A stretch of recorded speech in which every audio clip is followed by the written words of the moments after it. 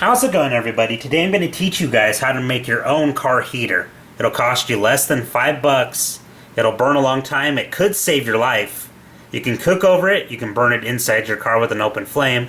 You don't have to worry about the emissions because it's quite safe with just the crack of your window, even if it's just a millimeter or so. Anyway, this is how to make the car heater. Let's get started. You need a roll of toilet paper. Any type will do. Fluffy stuff works the best, but it has to be unscented with no lotion or any additives to it. So just the cheapest toilet paper you could find. You need some sort of metal can. A lot of people use coffee cans. I just got this cheap paint can because I like it to look a little nicer.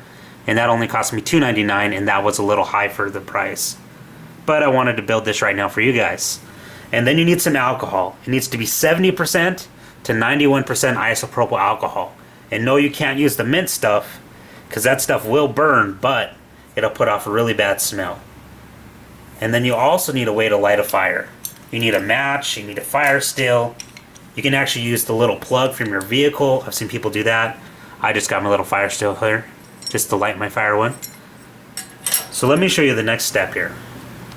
So what we need to do is get this toilet paper inside this can. As you can see with the lid off on this can, this toilet paper is a whole lot larger. So what we need to do is take out this little cardboard insert. So that's what I'm going to do real quick. I'm just going to reach in here, start pulling it away. Should only take a second. Sometimes it's a pain, but it won't be too bad.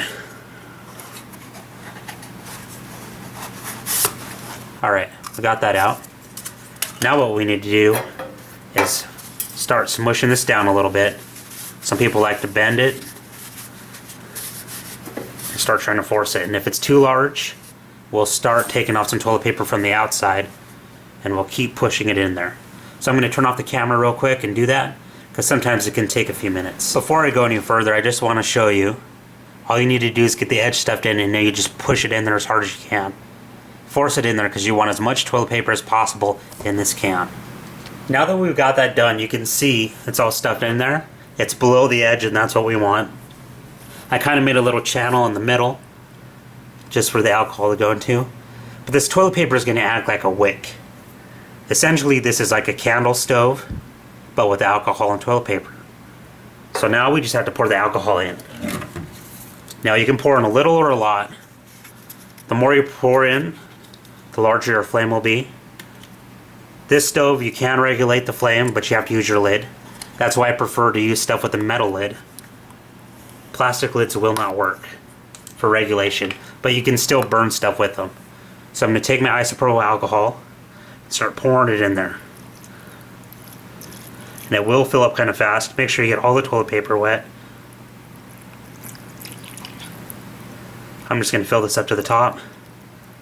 I also suggest that you guys make your toilet paper in the stove and don't pour alcohol in until you need it. Just store the alcohol in the container in your vehicle.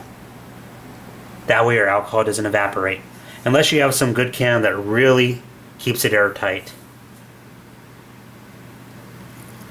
See, it's just soaking it up there. And this is just a quart can, and then I have 1 quart of alcohol.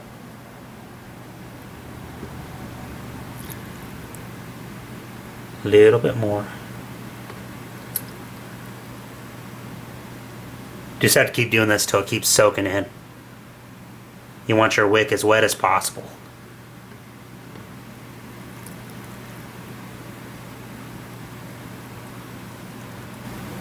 Out of that whole quart bottle, this is about how much I have left. And by the way, I do recommend the 91%. It seems to burn a little hotter. What you're looking for in your paint can is just a little bit of alcohol floating on the top. That'll just make it burn a little bit hotter. And if you only have your toilet paper wick there, it won't burn as long, and sometimes it's a little harder to start.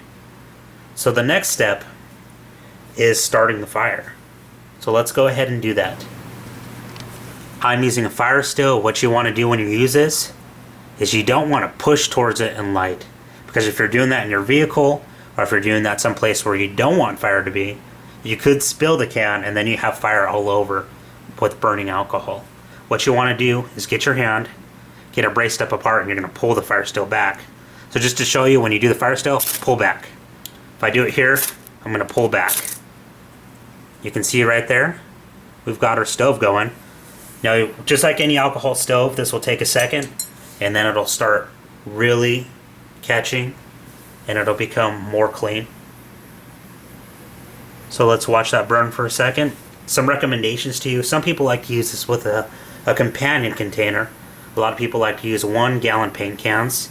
Me personally, I don't think it's needed, but a lot of people like to use that for heat regulation. Also, just in case their can falls over, they don't have to worry about it spilling. Now, I think as long as you're being smart and not making dumb decisions, that it should burn just right. Another thing, you can see how large this flame is getting. Let me back up the camera just a little bit. That's a good 1 foot right above it. You don't want this anywhere where your roof has stuff hanging down. You don't want this on your dash, because it will start burning your window or stuff you're hanging from your window. That's where the lid comes in. That's why I recommend something with a metal lid. But for heat regulation, all you do is start sliding this over. You can see it starts making my flame a little smaller. And this will put off a lot of heat. This will actually put off, in a standard vehicle, about 60 degrees of heat in your vehicle for 24 hours. It will burn a long time. If you take extra alcohol with you, you can put this on the top and just feed it as you go, and just keep adding more, because the wick won't burn itself. Just like a candle, it starts burning the stuff around it. Just like with any fire, when you're ready to put it out, you don't want to blow on it. When you're blowing on fire, it actually adds oxygen to it and makes it flame up hotter. Now let me show you what happens. Look around the edges of this can, you're going to see a lot of blue flame. It will get really hot. Not a good thing for your vehicle. So let me show you how to put it out. This is why I recommend a metal can instead of a plastic lid can. You take your little lid here, and just like when you're ready to heat regulate it, you start sliding it over the top. And when you're ready for it, you just close it. The absence of oxygen puts out the fire. Very simple, basic chemistry, and it works. And see, it's out.